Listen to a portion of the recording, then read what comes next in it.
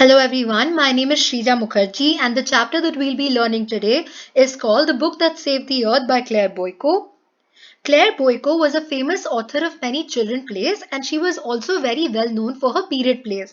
A period play is essentially a type of play that is set in a time frame that is not the current time frame, which is to say that it can be past or future but not the current time. So for example, even in this story, we will understand that this play is set in the 25th century, whereas we are currently in the 21st century.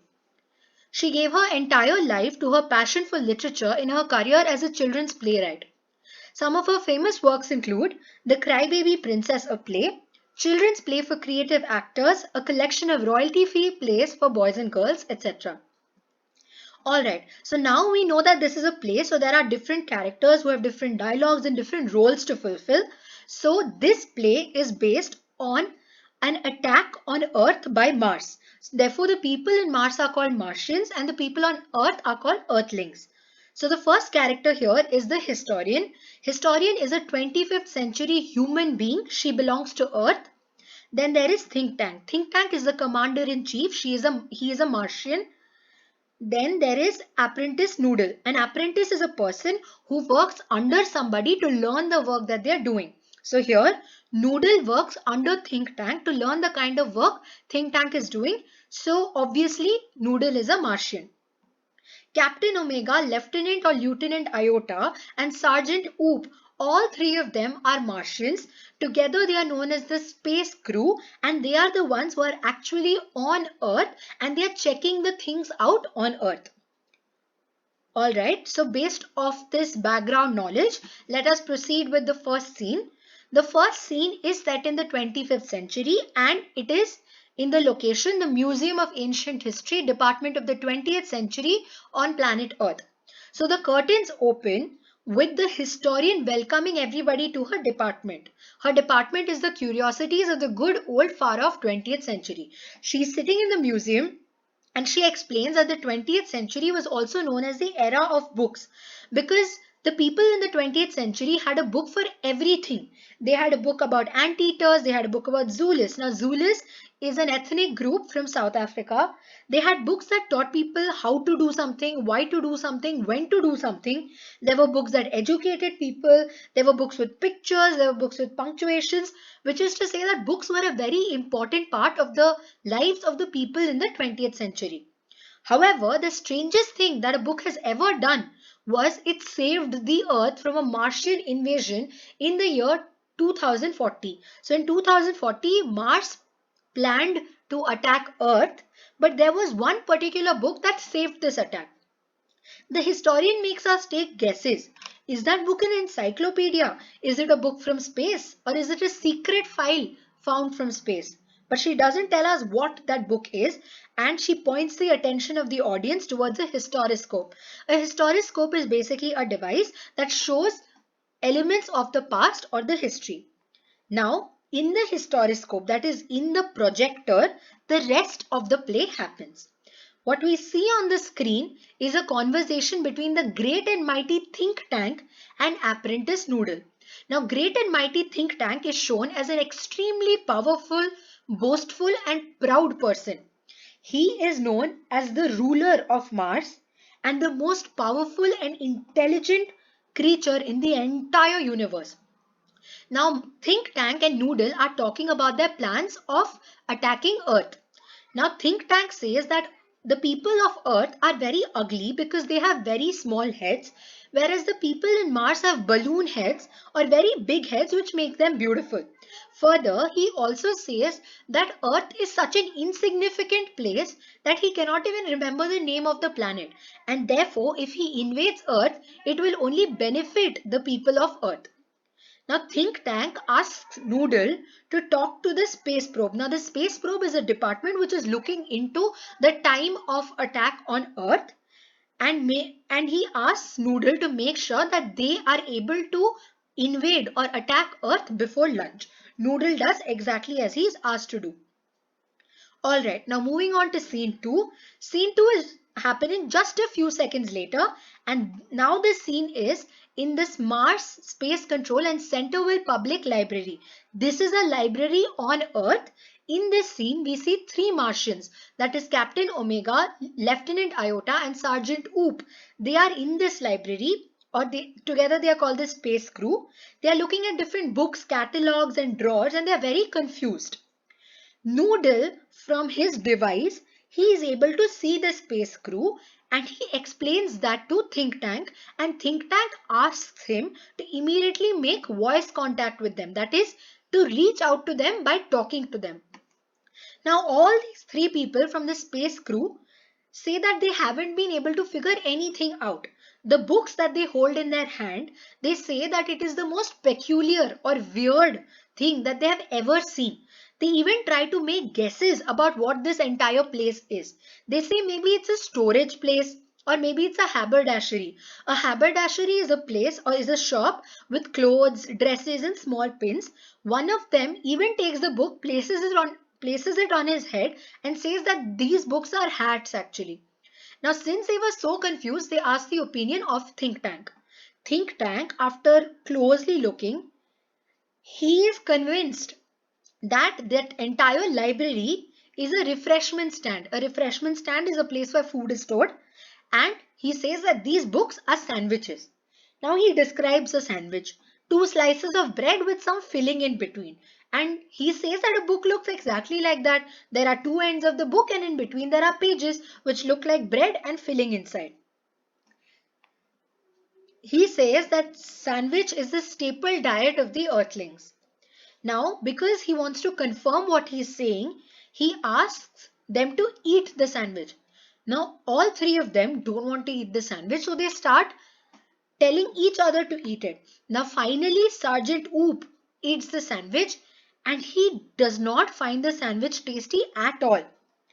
What does he say? He says that this sandwich is not at all delicious, not at all tasty, because he is not able to understand how these earthlings are able to swallow this sandwich without water, because that sandwich is so dry. It's as dry as Martian dust, that is the dust that is found in Mars.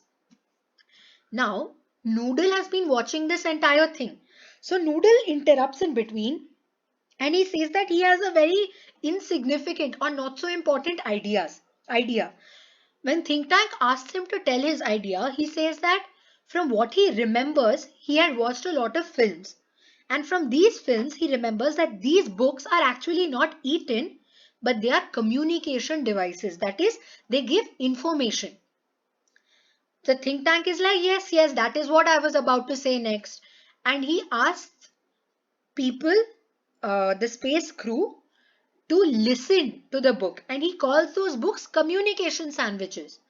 Now all these three people, that is Iota, Oop and Omega, they are very confused, but they cannot disobey Think Tank, so they immediately start listening to the book, but they aren't able to hear anything. Now they believe that they are not able to hear anything because maybe the people in Earth have sharper ears, or maybe they are using a different frequency and they are not able to hear, that's why. Again Noodle interrupts and he says, according to the movie he had watched, these devices are not listened to, but they are seen. Then Think Tank immediately orders the space crew to look at the book. Now Captain Omega picked up a very large book of Mother Goose and all three of them start looking at the book. Now they see different types of pictures, they see lines, dots, dashes, but they are not able to understand what is written in the book. So they tell this to Think Tank, and Think Tank thinks that these are a type of code. So he says that this code has to be broken immediately. Now Noodle is like, hasn't the chemical department given the space crew a type of vitamin to increase their intelligence? Think Tank very conveniently takes Noodle's idea and makes it his own. And he says, yes, I have a wonderful idea. Why don't you take the vitamins, eat them and then try to read the book, because now your minds will become sharper. So these Martians or the space crew, they take vitamins and they eat it in a very systematic manner. They all remove the vitamins together, they present the vitamins in front of them, and then they all gulp it down together. After that, they open their eyes wide and they put their hands on their forehead as if they are suddenly becoming very intelligent. As soon as they do all of this and they start reading the book, they start understanding what is written in the book, and all of them start laughing. Think Tank gets very angry. He tells them, "Why are you laughing? Tell me what the code is immediately." The first code is read by Captain Omega. He immediately reads it with a lot of seriousness. "Mistress Mary, quite contrary. How does your garden grow? With cockle shells and silver bells and pretty maids all in a row." When Think Tank listens to this, he is completely shocked. He feels that the Earthlings have understood how to combine agriculture and mining. Why? Because they are able to grow things like cockle shells and silver bells in their gardens. Because these two things are usually that are mined. And what do we grow in our gardens? We grow plants. So he says that if these people are able to grow silver and cockle shells, they will easily be able to grow explosives. Explosives are like bombs or other things that make a lot of noise and sound. And he asks Noodle to contact the invasion department or the department that is about to attack and tell them that they should stop or pause or hold the invasion process for now. And then he asked Lieutenant Iota to read the next code. Lieutenant Iota reads the code very seriously, very gravely.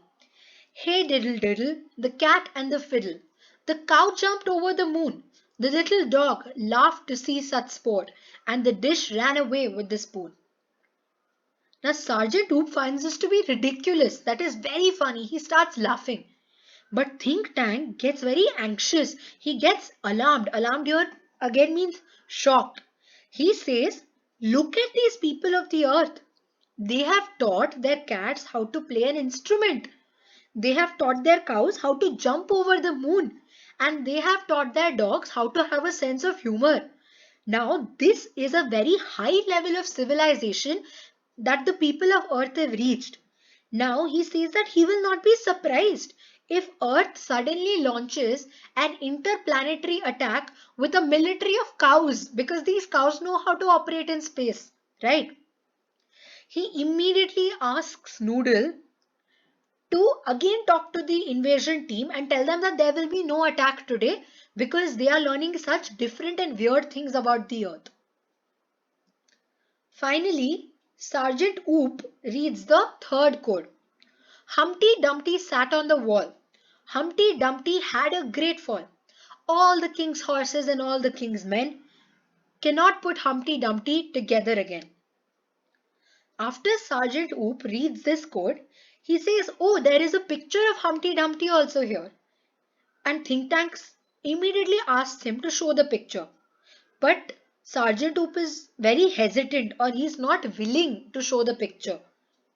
But now when Think Tank sees the picture, he knows why. Because Humpty Dumpty looks exactly like Think Tank. He has the same sort of balloon brain that Think Tank has. And Think Tank gets so scared when he sees that he screams loudly because this picture completely resembles him. He thinks that the people of Earth have already understood, they know who he is, and they are about to plan an attack on him because they know where he is and what he is planning to do. He feels that the Earth, people of the Earth are very smart and now they are about to attack Mars instead of Mars attacking Earth. He immediately asks Noodle to prepare a space capsule for him so that he could escape far off. Then he asks Noodle to talk to the invasion team and ask them to evacuate or remove, that is, facilitate the exit of every single person on Mars and make them go to a place called Alpha Centauri. He even asks the space crew, that is Iota, Omega and Oop, to immediately leave Earth and leave Earth in such a way that nobody from Earth could ever understand that those three Martians were there in the first place. He says that Alpha Centauri, or the place where they were planning to go, is very far away. It's 100 million miles away from Mars. That way, the people on Earth will not be able to find them on Mars, and they will not know where they went also. And that is why this would be the perfect solution to their problem. Now, after this entire thing is over now, if you remember, this entire scene that we just saw is being shown by the historian to the audience on the projector. Now, we see that the spotlight or the light is on the historian again, and the historian is laughing. She says that this is how she ends it. She says that, and that is how a very old book of Mother Goose saved the earth from Martian invasion. Now, she says that in the 25th century, that is currently, Earth has again started contact with Mars. She says that Earth and Mars have become very friendly with each other. She says that the great and mighty think tank has now been replaced by a much clever and a person who actually understands the kind of work. And who is this person? Noodle himself. Earth has taught Mars the difference between books and sandwiches, and Earth has even helped open a library in Mars, in the capital city of Marsopolis. They have taught the people of Mars how to read, and basically this shows that Earth and Mars are now friends. They are continuous in contact with each other and they help each other out. But despite everything between Earth and Mars, that is their friendly relationships, them helping out each other, there is one book till date that no Martian or no person of Mars can ever bring themselves to read. They are too scared to even touch that book, let alone reading it and opening it. And that book is the nursery rhymes book of Mother Goose.